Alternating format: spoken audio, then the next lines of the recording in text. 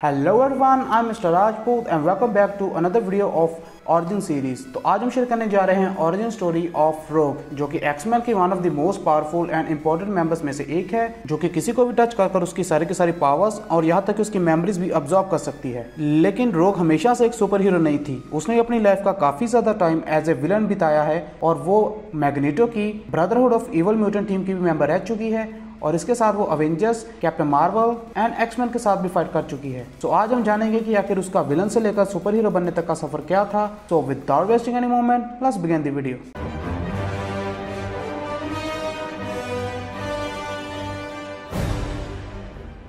तो रोग का असली नाम है एना मारे और एना मारे यानी कि रोग की मॉम की डेथ उसके बचपन में ही हो जाती है और उसके बाद रोग को पालने की जिम्मेदारी आती है उसकी आंट कैरन के ऊपर। और रोग बचपन से ही कुछ अलग बिहेवियर की थी और इसी कारण वो अपनी आंट कैरन को छोड़कर घर से भाग जाती है और उसके बाद रोग मिलती है मिस्टीक को और मिस्टीक रोग को अपनी बेटी की तरह पालने का फैसला करती है। और इसी दौरान एक दिन एक लड़का जबरदस्ती रोग को किस करने की कोशिश करता है और उस वक्त रोग को ये रियलाइज होता है कि वो एक नॉर्मल ह्यूमन नहीं है और वो एक म्यूटेंट है और जब भी किसी की स्किन उसकी स्किन की कॉन्टेक्ट में आती है तो वो उसकी सारी एनर्जी एब्जॉर्ब कर लेती है। और इसके बाद उस लड़के का इतना बुरा हाल होता है कि वो परमानेंटली कोमा में चला जाता है। और जब उस लड़के के दोस्तों को रोग के बारे में पता चलता है कि उसने ये सब किया है तो वो सब उसे मारने के लिए उसके पीछे पड़ जाते हैं। और उस वक्त रोग को बचाने आता है the time traveller mutant cable और केबल आके रोग को बचाता है और दोबारा उसे मिस्टीक के पास छोड़ देता है और मिस्टीक उसे अपनी पावर्स कंट्रोल करने के बारे में सिखाती है। और इसके कुछ टाइम के बाद रोग का एक लड़का दोस्त बनता है और उसके बाद रोग उस लड़के को भी किस करने की कोशिश करती है, लेकिन उस लड़के का भी वही हाल होता है जो पहले लड़के का हुआ था। और उसके बाद रोग ये फैसला करती है कि जब तक वो एक नॉर्मल इंसान नहीं बन जाती, एक नॉर्मल लाइफ नहीं जी पाती,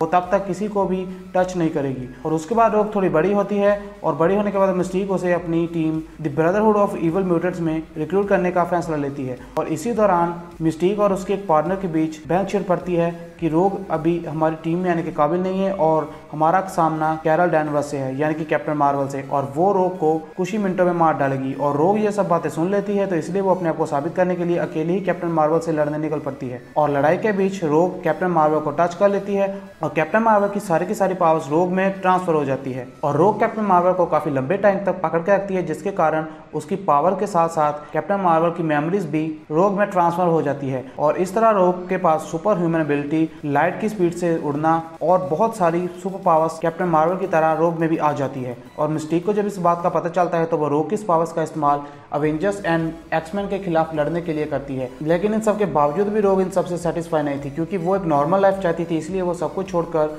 वहां से दूर चली जाती है, क्योंकि वो एक नॉर्मल लाइफ जीना चाहती थी बाकी इंसानों की तरह। और यही सोच के वो डिप्रेशन में चली जाती है और जब उसे कोई रास्ता नहीं मिलता तो वो हेल्प के लिए जाती है चार्ल्स एक्जेवियर के पास। लेकिन बाकी के म्यूटेंट्स इस बात के बिल्कुल खिलाफ थे कि रोग की हेल्प करी जाए, क्योंकि रोग उनकी एक दुश्मन थी जिसने उन पर कई बार हमला किया था। लेकिन चार्ल्स एक्जेवियर उन सबके खिलाफ जाकर रोग की हेल्प करने का फैसला करते हैं और रोग एक्समैन का विश्वास तब जीतती है जब वो वुल्वरीन और उसके एक फ्रेंड को सुपर पावरफुल लेजर से बचाती है खुद सामने आकर और खुद उस लेजर को अब्जॉर्ब कर लेती है। उसके बाद सभी एक्समैन और कैप्टन मार्वल भी रोग की दोस्त बन जाती है। लेकिन इसके बाद हमें पता चलता है कि रोग के अंदर एक स्प्लिट पर्सनैलिटी है जो कि कैप्टन मार्वल की पावर्स अब्जॉर्ब करने के कारण उसके अंदर आई थी। और इसके बाद रोग एंड एक्समैन का सामना होता है एक सुपर सेंटिनल से और सुपर सेंटिनल रोग को एक मिस्टीक डोर के अंदर धकेल कर दूसरे डायमेंशन में भेज देता है, जहां पर रोग और उसके अंदर की वो बसी स्प्लिट पर्सनैलिटी जो की थी कैप्टन मार्वल की, वो दोनों अलग हो जाती हैं और अब वो दो बॉडीज हैं, एक कैप्टन मार्वल की पर्सोना की और एक रोग की। और उन दोनों के बीच फाइट होती है क्योंकि सिर्फ एक ही एनर्जी